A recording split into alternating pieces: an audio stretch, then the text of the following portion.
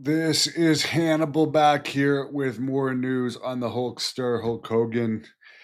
Apparently, the occupational therapist that was in his home when he died is the care worker that is alleging that this is malpractice due to a surgeon severing Hogan's phrenic nerve, which I'm probably pronouncing wrong.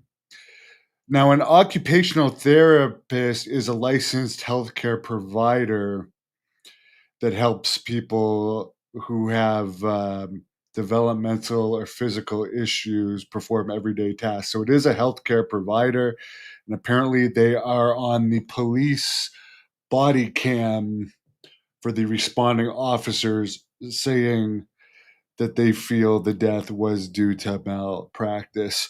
As far as how much his third wife, Sky, is expected to get out of the death, supposedly it's 7.5 million in assets.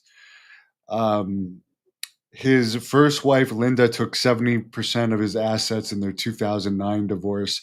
This was the most expensive divorce in U.S. entertainment history. Hogan's current estate is valued at approximately 25 million. He's got an 11.5 million mansion. He's got a beach shop, memorabilia store, a restaurant, and a beer brand that all together they're saying is worth about 25 million.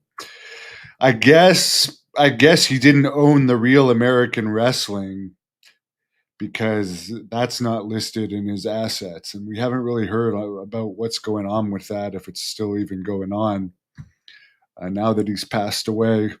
Apparently, Hogan's second wife, Jennifer McDaniel, also got a divorce settlement that included an undisclosed lump sum of cash, as well as a car that he had to buy her within 45 days of their separation. She also got between 2.5 and 3.5 million and had to sign a special agreement preventing her from saying anything bad about him. It seems like, as far as this wrongful death lawsuit, despite the tensions between Hogan's daughter, his widow, and his son Nick, they all seem to be together for this wrongful death situation. And all that information about Hogan's estate comes from the Sun media chain. Apparently, Peacock going forward is just going to have WWE Saturday Night Main Events. As of now, hello Victor, the pay-per-views are all going to ESPN. So if you got Peacock just for WWE, you're screwed. Now you got to get ESPN.